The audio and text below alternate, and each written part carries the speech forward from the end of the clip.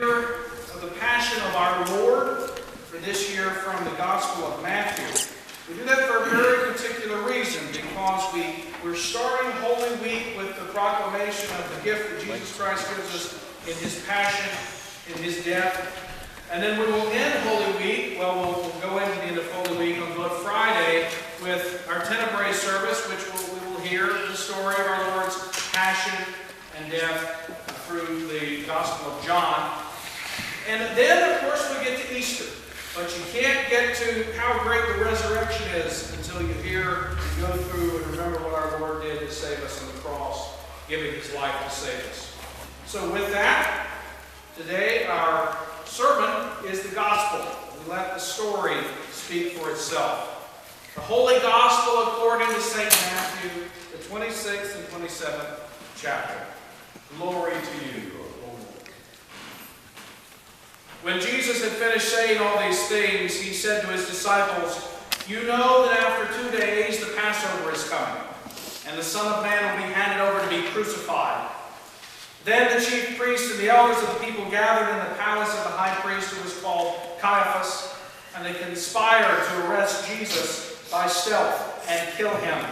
But they said, "Not during the festival, or there might be a riot among the people." Now while Jesus was at Bethany in the house of Simon the leper, a woman came to Him with an alabaster jar of very costly ointment, and she poured it on His head, and He sat at the table. But when the disciples saw it, they were angry and said, "Why this waste? For this ointment could have been sold for a large sum and the money given to the poor."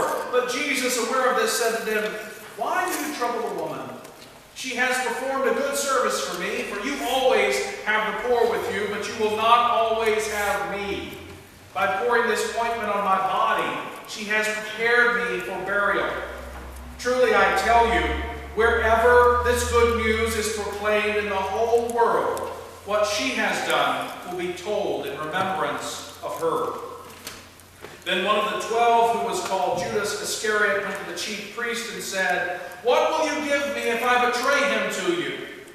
They paid him 30 pieces of silver, and from that moment he began to look for an opportunity to betray Jesus.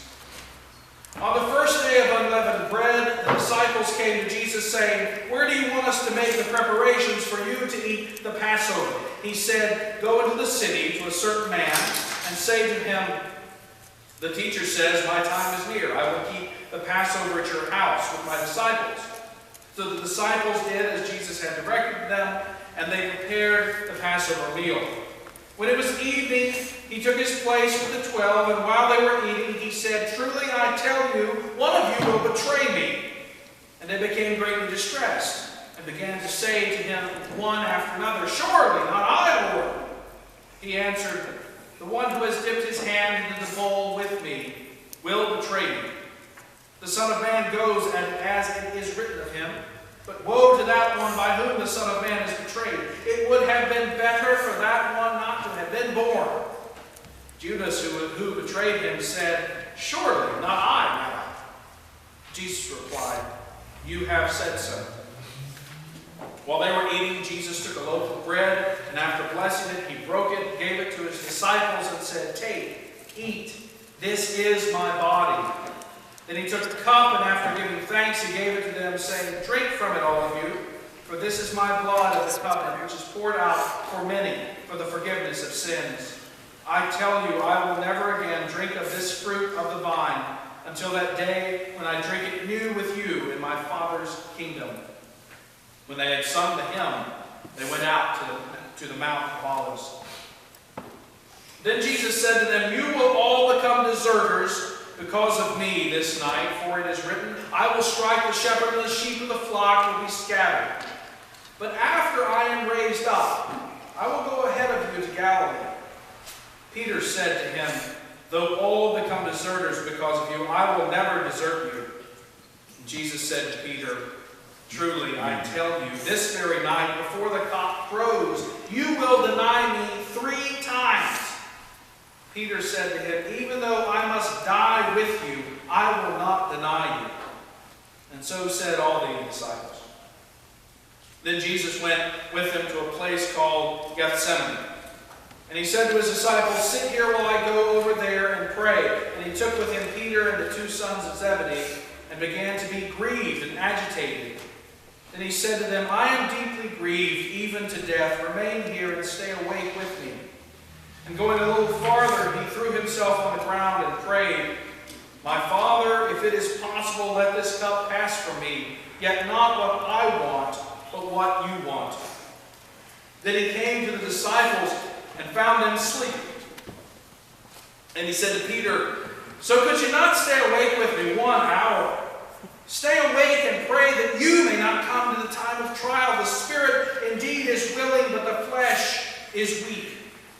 Again he went away for the second time and prayed, "My Father, if this cannot pass unless I drink it, your will be done." Again he came and found them sleeping, for their eyes were heavy. So leaving them again, he went away and prayed for the third time, saying the same words. Then he came to the disciples and said to them, "Are you still sleeping and taking your rest? See, the hour is at hand, and the Son of Man is betrayed into the hands of sinners. Get up, let us be going. See, my betrayer is at hand." While he was still speaking, Judas, one of the 12, arrived with him with a large crowd, swords and clubs from the chief priests and the elders of the people. Now the betrayer had given him a sign, saying, "The one I will kiss is the man. Arrest him." At once Judas came up to Jesus and said, "Greetings, Rabbi," and kissed him. Jesus said to him, "Friend, do what you were here to do." Then they came and laid hands on Jesus and arrested him. Suddenly one of those with Jesus put his hand on his sword, drew it, and struck the slave of the high priest, cutting off his ear. Then Jesus said to him, "Put your sword back into its place, for all who take the sword will perish by the sword. Do you think I cannot appeal to my Father, and he will at once send more than 12 legions of angels? But how then will the scripture be fulfilled, which says it must happen this way?" At that hour, Jesus said to the crowds, "Have you come out with swords and clubs to arrest me as though I were a bandit? Day after day I sat in the temple teaching, and you did not arrest me, but all this has taken place, so that the scriptures of the prophets may be fulfilled." Then all the disciples deserted him and fled. Those who had arrested Jesus took him to Caiaphas, the high priest, in whose house the scribes and the elders had gathered. But Peter was following him at a distance as far as the courtyard of the high priest, and going inside, he sat with the guards in order to see how this would end. Now the chief priests and the whole council were looking for false testimony against Jesus so that they might put him to death. But they found none, though many false witnesses came forward. At last 2 came forward and said, "This fellow said, I am able to destroy the temple of God and build it in 3 days." The high priest stood up and said, "Have you no answer? What is it that they testify against you?" But Jesus was silent. Then the high priest said to him, "I put you under oath before the living God. Tell us if you are the Messiah, the Son of God." Jesus said to him, "You have said so. But I tell you, from now on, you will see the Son of Man seated at the right hand of power and coming on the clouds of heaven." Then the high priest tore his clothes and said, "He has blasphemed. Why do we still need witnesses? You now have heard his blasphemy. What is your verdict?" They answered, "He deserves death." Then they spat in his face and struck him, and some slapped him, saying, "Prophesy to us, you Messiah. Who is it that struck you?" Now Peter was sitting outside in the courtyard, and a servant girl came to him and said, "You also were with Jesus the Galilean?" But he denied it before all of them, saying, "I do not know what you're talking about." When he went out on the porch, another servant girl saw him, and she said to the bystanders, "This man was with Jesus of Nazareth." Again he denied it with an oath, "I do not know that man." After a little while the bystanders came up and said to Peter, "Certainly you are also one of them, for your accent betrays you." Then Peter began to curse and swore an oath, "I do not know the man." At that moment, the cock crowed. Then Peter remembered what Jesus had said, "Before the cock crows, you will deny me 3 times." And he went out and wept bitterly.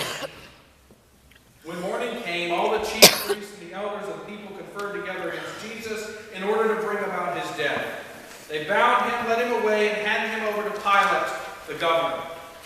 When Judas, his betrayer, saw that Jesus was condemned, he repented and brought back the 30 pieces of silver to the chief priests and the elders. He said, "I have sinned by betraying innocent blood." But they said, "What is that to us? See to it yourself."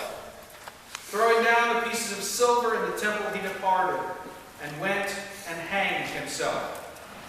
But the chief priests, taking the pieces of silver, said, "It is not lawful to put them into the treasury, since they are blood money." After conferring together, they used them to buy the potter's field as a place to bury foreigners.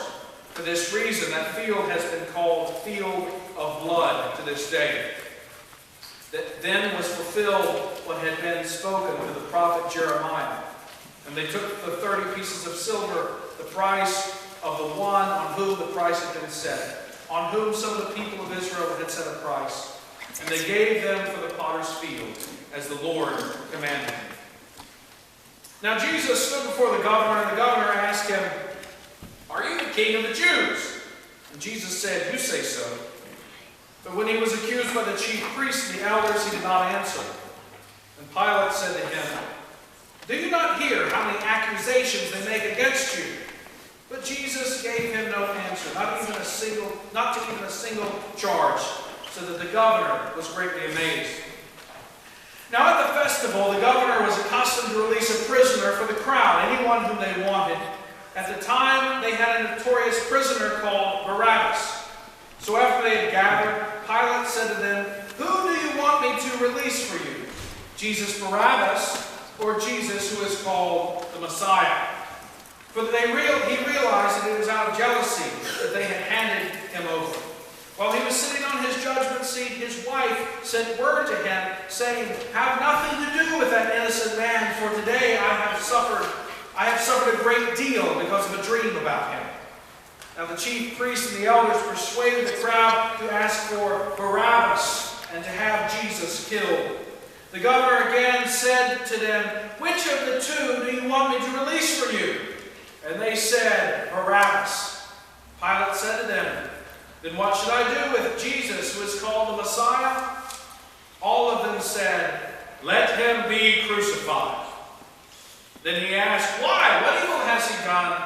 But they shouted all the more, "Let him be crucified." So when Pilate saw that he could do nothing, but rather that a riot was beginning, he took some water and washed his hands before the crowd, saying, "I am innocent of this man's blood. See to it yourselves." Then the people as a whole answered, "His blood be on us and on our children."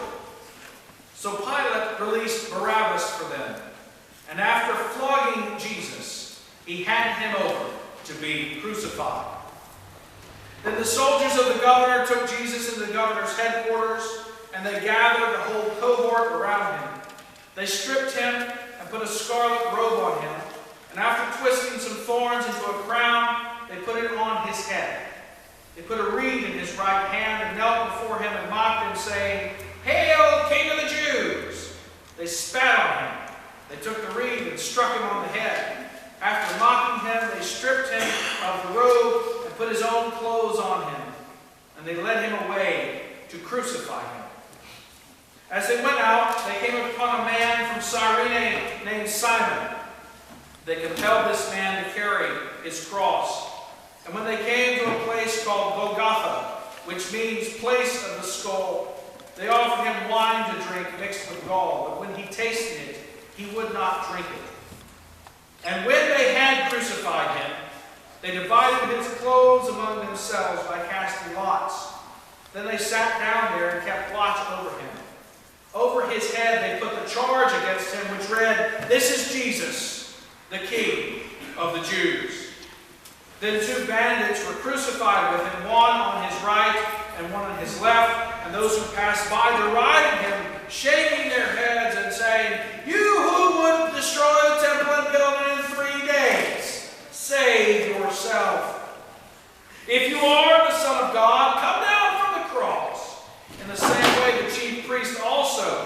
moment the scribes and the elders were mocking him, saying, "He saved others. He cannot save himself. He is the King of Israel. Let him come down from the cross now, and we will believe in him. We trust in God. Let God deliver him if he wants to, for he said, 'I am God's Son.'" The bandits who were crucified with him also taunted him in the same way. From noon on, darkness came over the whole land until 3 in the afternoon. And about 3 o'clock, Jesus cried with a loud voice, "Eli, Eli, lama sabachthani," which means, my God, why have you forsaken me?"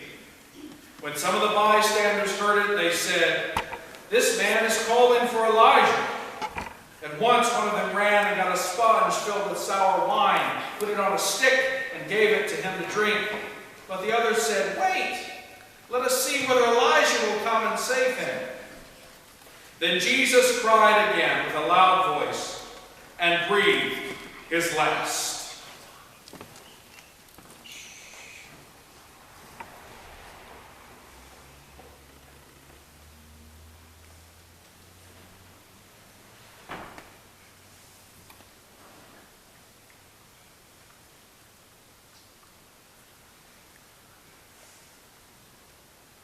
At that moment, the curtain of the temple was torn in two from top to bottom.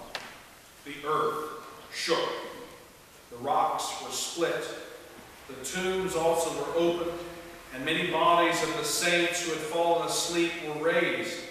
After his resurrection, they came out of the tombs and entered the holy city and appeared to many. Now when the centurion and those with him who were keeping watch over Jesus saw the earthquake and what took place, they were terrified and said, "Truly, this man was God's Son." Many women were also there looking on from a distance. They had followed Jesus from Galilee and had provided for him. Among them were Mary Magdalene and Mary, the mother of James and Joseph, and the mother of the sons of Zebedee. When it was evening, there came a rich man from Arimathea named Joseph, who was also a disciple of Jesus. He went to Pilate and asked for the body of Jesus. Then Pilate ordered it to be given to him. So Joseph took the body and wrapped it in a clean linen cloth and laid it in his own new tomb, which he had hewn in the rock. He then rolled a great stone to the door of the tomb and went away. Mary Magdalene and the other Mary were there, sitting opposite the tomb. The next day, that is, after the day of preparation, the chief priests and the Pharisees gathered before Pilate and said, "Sir, we remember what that impostor said while he was still alive. After 3 days I will rise again. Therefore, command the tomb to be made secure until the 3rd day. Otherwise, his disciples may go and steal him away and tell the people he has been raised from the dead. And the last deception would be worse than the first." Pilate said to them, "You have a guard of soldiers. Go, make it as secure as you can." So they went with the guard and made the tomb secure by sealing the stone. The Gospel of the Lord. Praise to you,